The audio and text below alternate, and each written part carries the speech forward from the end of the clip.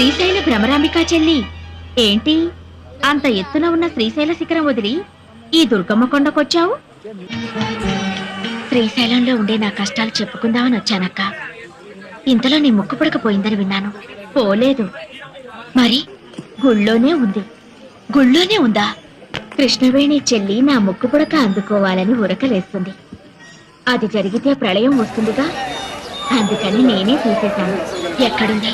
ఈ రాత్రి 1000 సంవత్సరాలకి ఓసారి వచ్చే దుర్గాష్టమి. 7 గ్రహాలు మకర రాశిలో కలుస్తాయి. చంద్రగ్రహం సూర్యగ్రహం మాత్రం కన్యారాశిలో ఉంటాయి. ఆదిశక్తి అపరజ్యోతి ఆకాశంలో వెలుగుతుంది. త్రిమూర్తులు కూడా ఆ జ్యోతికి యజ్ఞశక్తిని ధారపోస్తారు. ఈ రాత్రి ఆ దివ్య గడియల్లో ఎవరైతే నా వ్రతం చేస్తారో వాళ్లకు నా ముక్కు పుడక దక్కుతుంది. నీ వ్రతం నేను చేస్తానక్క. ఏంటి శ్రీశైల భ్రమరాంబికవు? నువ్వు నా